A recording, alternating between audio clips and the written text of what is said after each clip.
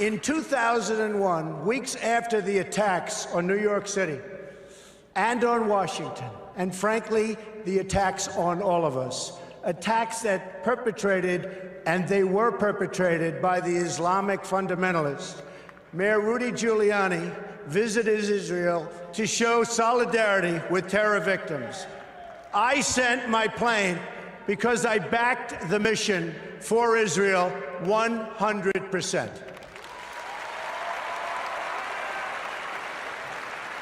I went down to the scene and we set up headquarters at 75 Barclay Street, which was right there with the police commissioner, the fire commissioner, the head of emergency management. And we were operating out of there when we were told that the World Trade Center was going to collapse. And it did collapse before we could actually get out of the building. So we were trapped in the building for 10, 15 minutes and finally found an exit and got out, walked north, and took a lot of people with us. Giuliani, in his own words, has admitted that he was warned that the World Trade Center was going to collapse. This despite the fact that there was no possible way for this to be predicted in the first hour of the unfolding disaster. Even more incredibly, despite being given this warning, no effort was made to pass it on to the police, firefighters, and other responders who were still working in and around the buildings. I remember getting a call from the fire department commander telling me that they were not sure they were going to be able to contain the fire. And I said, you know, we've had such terrible loss of life. Maybe the smartest thing to do is pull it. And they made that decision to pull, and then we watched the building collapse. I mean, you look at Larry Silverstein, who's a terrific owner in New York and a very good friend of mine who I just called. I was very worried about him because I assumed maybe he was in the building. He took possession of the building 1 week ago. As you know, he just bought the World Trade Center. Right. A lot of people ask, how is it possible that a Boeing plane would be able to destroy or two planes would be able to destroy the Twin Towers? Because they were constructed to withstand like a 707 attack. Well, it's tremendous power and tremendous heat. And people were willing to die, and when they're willing to die and when they're willing to become kamikazes of a sense, there's very little you can do about it. I mean, the heat and the power, actually it was amazing that the initial jolts didn't jar the building as much as people would have thought. But the tremendous amounts of fuel that was dumped on the building and 1,600 degrees temperature, I guess that's probably more than anything could take, no matter what. Will you be involved? Will you take any efforts, any steps to reconstruct the area? Well, I have a lot of men down here right now. We have over 100, and we have about 125 coming. So we'll have a couple of hundred people down here. And they're very brave, and what they're doing is amazing. And we will be involved in some form in helping to reconstruct.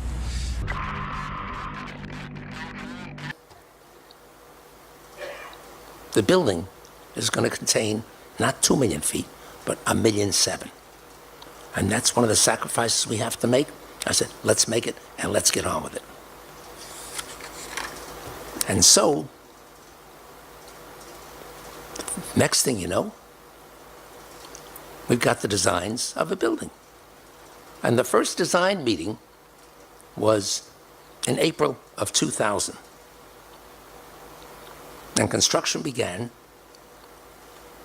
shortly thereafter in 2002. The developer is actually a friend of mine, but he didn't want to build this building either. If you look back at the records, I mean, when it was first foisted upon him, Larry Silverstein is a great guy, he's a good guy, he's a friend of mine, but he didn't want to build this pile of junk, and it's a shame. It's really a shame. Now that you have Donald Trump and possibly Larry Silverstein, who is the developer who owns the lease to Lower Manhattan, when you have that group saying it's time to rebuild the Twin Towers and reclaim New York's skyline, there's a certain momentum that most politicians will likely get behind. In the year 2000, Donald, you considered running for president. If you had done that and if you had been successful, what do you think you'd be doing right now?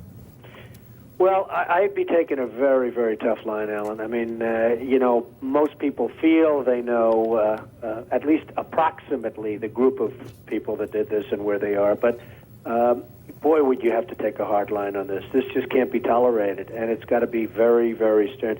This is, as you and I were discussing before, Alan, this was probably worse than Pearl Harbor. Many more people are dead, and this country is different today, and it's going to be different than it ever was for many years to come. The document was effectively a charter of the Project for a New American Century, a neoconservative think tank in Washington. The founding members included Donald Rumsfeld, Dick Cheney, Paul Wolfowitz of the Defense Department, Richard Pearl, head of the Defense Advisory Board, Lewis Libby, Cheney's chief of staff, John Bolton, Undersecretary of State for Arms Control, Elliot Cohen, who's on the Defense Policy Board. Much of what these men wanted is coming true. They urged that the U.S. abandon the anti-ballistic missile treaty. It has. They wanted establishment of more permanent U.S. military bases abroad. That is happening in the Philippines and in Georgia and will likely happen in Iraq. They urged regime change as a goal of foreign wars, not just in Iraq. They wanted the U.S. as a global constabulary, their word, unburdened by the UN or world opinion, preventing any challenge to U.S. dominance. But, they wrote, a year before September 11th, such aspirations are unlikely to be realized without a catastrophic and catalyzing event, like a new Pearl Harbor. What we need to stand up and say is not only did they attack the USS Liberty, they did 9/11. They did it. I have had long conversations over the past 2 weeks with contacts at the Army War College, at Headquarters Marine Corps, and I've made it absolutely clear in both cases that it is 100% certain that 9/11 was a Mossad operation, period. First, the disbelief, and what I show them immediately afterwards is an interview with a demolitions expert named Danny Jawenko, and it shows the third building at the World Trade Center going down. And they look at that, and I said, now you understand that if one of the buildings was wired for demolition, all of them were wired for demolition. And that's it. That's the tipping point. Getting into arguments about who was flying what and where they were and whether there was nanothermite, those things are true, but they're incidental. The thing that's necessary is to tell people 3 buildings went down, the third was not hit by a plane, it was wired for controlled demolition, therefore all of them were wired for controlled demolition, and at that point the reaction is rage. First disbelief and then rage. 9/11 has led directly to 60,000 Americans dead and wounded. God knows how many hundreds of thousands of people in other countries that we've killed or wounded or made homeless. This is an open wound. And what Americans need to understand is they did it. They did it. And if they do understand that, Israel's going to disappear. Israel will flat-ass disappear from this earth. I sent a film to one of my colleagues, and it basically had Americans grieving over their dead coming back. And I showed one of them, it was a woman just wrenched by grief, over her dead soldier. And I said, if Americans ever know that Israel did this, they're going to scrub them off the earth. And they're not going to give a rat's ass what the cost is. They are not going to care. The first thing, Mark, is astonishment. They didn't know. They truly didn't know. And these are not unintelligent people. They really didn't know. And the next statement is rage. Real rage. The Zionists are playing this as truly an all-or-nothing exercise.